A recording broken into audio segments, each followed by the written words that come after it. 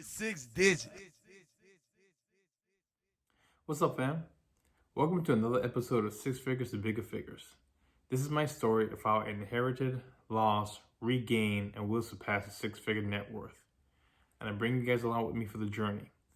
All I ask is that you like, share, and subscribe to at 6FTBF. I'm talking about something different today. I have a couple things going on.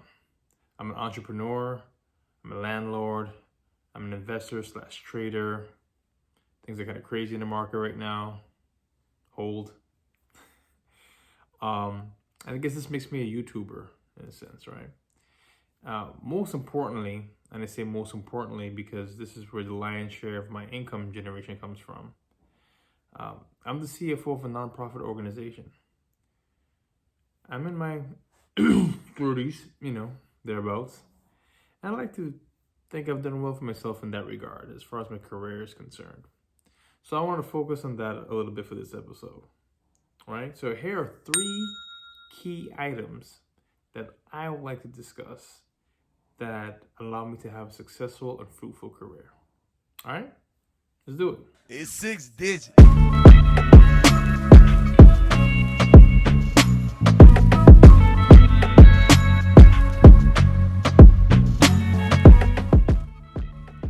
All right, so the first thing I'm going to discuss, or the first key I'm going to discuss, is a positive attitude. And this is not necessarily what you think. I'm not gaslighting or anything like that. But I'm talking about having a can-do attitude.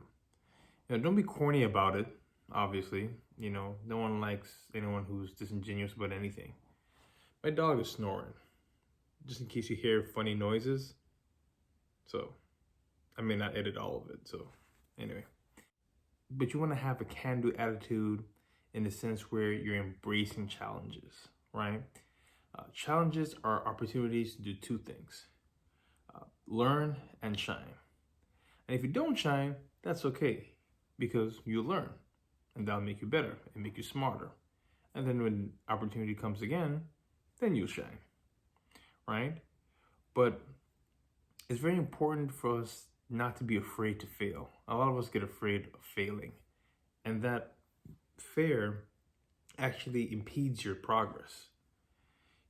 I'm a big believer if you're not learning, or if you're not growing, you're dying.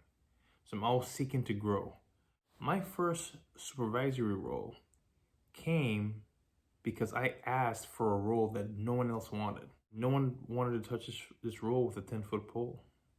It was a lot of work. There was a lot of turnover in the staff. And I asked for that role. And to be honest, in those 3 years that I did that role, I set such a strong base for my accounting career that I was able to launch off of that base to many other roles. And quite frankly, into the role I'm in today. I still use lessons that I've learned, and this is probably, I don't know, maybe 5-6 years ago, and I'm still using it to this day. So embrace challenges, embrace feedback. Constructive criticism is a gift. The people who are out there, or there are systems out there designed to, like your mid-year reviews or your year-end reviews, and sometimes we get afraid of that, and sometimes we get reviews that we're not exactly excited about, and it can be discouraging. You want to switch how you look at those things. A really good manager and a really good supervisor is going to give you constructive feedback, and it's a gift. Positive, find the positive spin there, because there is a positive spin. If the advisor or if your supervisor is truly trying to look out for you, then they're truly trying to give you information that's going to help you. So always look at that feedback, that opportunity for feedback, embrace that opportunity and take it. Having a positive attitude is contagious.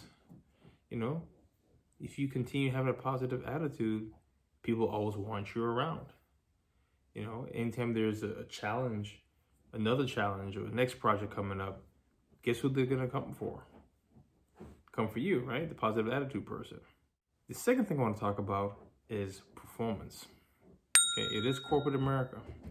You need to perform. The dog is tripping right now. Do you mind? The goal of every role, someone taught me this. The person's retired, and one of the best advice I've ever received. The goal of every role that you're in should be threefold. You want to learn your job, you want to do your job well, and you want to improve on your job.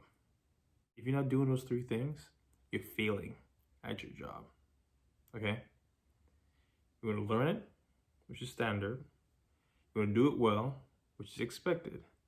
And you want to improve on it. That's your legacy. If you're not doing those things, you're not cutting it. All right? And you want to be, at least for me, I am, you want to be almost obsessed with adding value. If you don't feel as if you're adding value to a position or to a role, find ways to add value. Speak up. Talk to someone. Ask to be in special projects. Add value. That's why you're there. You're not there to want to take up space. You're there to add value. Okay? It's capitalism. They pay you in return for something. You gotta give something. Message. The last thing I want to talk about is something that I think I do naturally well. You want to build strong relationships. So I'm a people person. So naturally, I'm always seeking to build strong relationships with just about everyone I get in contact with. Unless, of course, they've shown that that's not a positive endeavor. But you want to make sure you have strong, positive relationships with people at every level. Your peers, people in upper management, people who are just starting off. No matter where they are in their career, you want to have positive relationships with these people, right? With everyone. Because out of that builds trust. And as you're building trust, this allows for those persons to give you that positive feedback, right? If people, you want people to be honest with you. And once you build that trust, people will be more honest with you. Also, selfishly, dare I say, self-preservation, you never know where you're going to end up. You don't know what the future holds.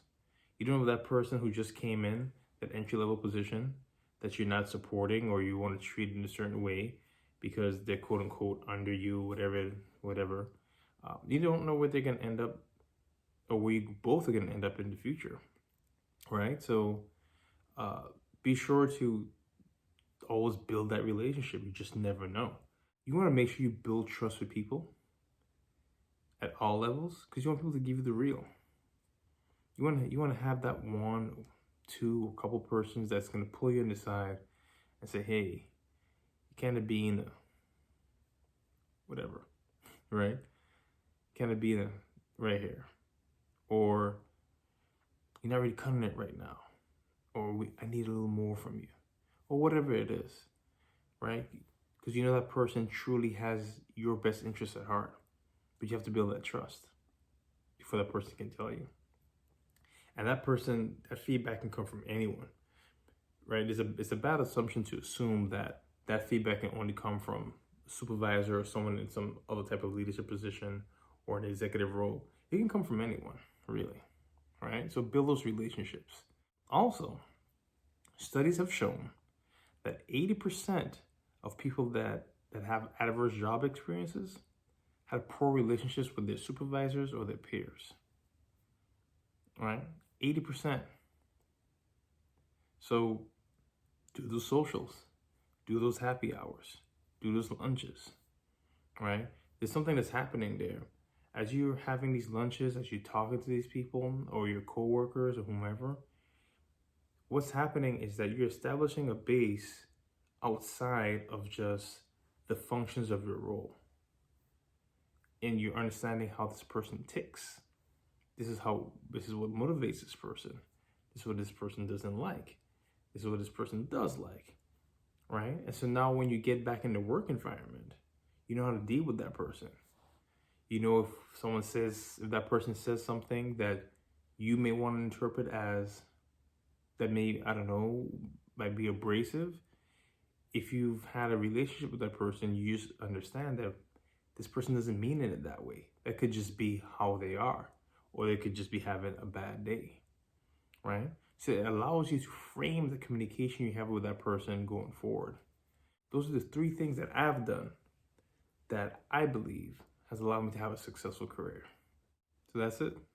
All right. Till next time. Peace. It's 6 digits.